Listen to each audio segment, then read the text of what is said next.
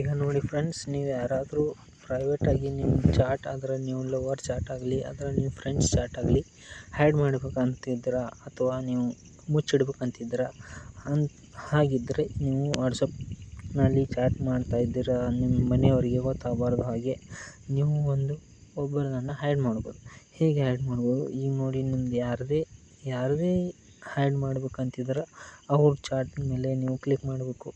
Click ಮಾಡಿದ ನಂತರ ಇಲ್ಲಿ ಮೇಲ್ಗಡೆ ಅವ್ರ ಹೆಸರು ಬರ್ತಾ ಇದೆಯಲ್ಲ, ಈ ಹೆಸರು ಮೇಲೆ ಟ್ಯಾಪ್ ಮಾಡಬೇಕು.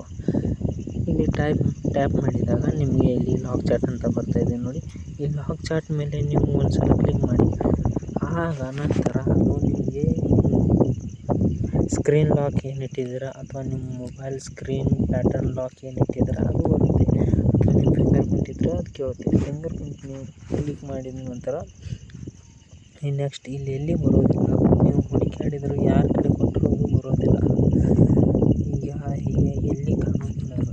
ಆಮೇಲೆ ಇಲ್ಲಿ ನೋಡಿ, ಇಲ್ಲಿ ಲಾಕ್ ಚಾಟ್ ಅಂತ ಬರುತ್ತೆ. ಈ ಲಾಕ್ ಚಾಟ್ ಮೇಲೆ ಕ್ಲಿಕ್ ಮಾಡಿದರೆ ನಿಮಗೆ ನೆಕ್ಸ್ಟ್ ಆ ಚಾಟ್ ಓಪನ್ ಆಗುತ್ತೆ. ಅಂದರೆ ನೀವು ಚಾಟ್ ಓಪನ್ ಆಗೋಣ ಇಲ್ಲಿ ಬರುತ್ತೆ ನೋಡಿ. ಹೀಗೆ ಹೈಡ್ ಮಾಡಿಡ್ಬೋದು. ಅಥವಾ ಇನ್ನೊಂದು ಸ್ಟೆಪ್ ಇದೆ ನಿಮಗೆ. ಈಗ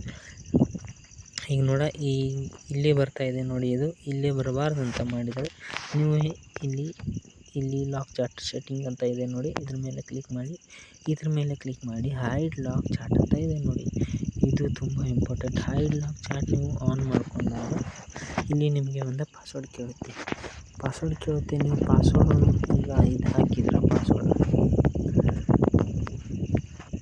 ಈ ಪಾಸ್ವರ್ಡ್ ಹಾಕಿ ನೀವು ಸೆಟ್ ಮಾಡಿದ್ದೀರ.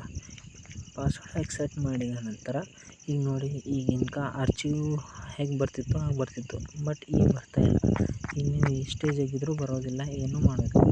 ನೆಕ್ಸ್ಟ್ ನೀವು ಹೇಗೆ ಅವ್ರನ್ನ ಅಂತ ಇದ್ದೀರ ಅಂದರೆ ಇಲ್ಲಿ ಸರ್ಚ್ ಬಟನ್ ಮೇಲೆ ಕ್ಲಿಕ್ ಮಾಡಬೇಕು.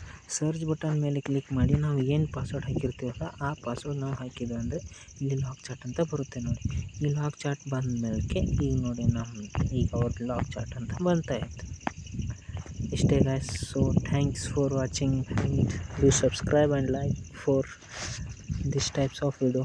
Thank you.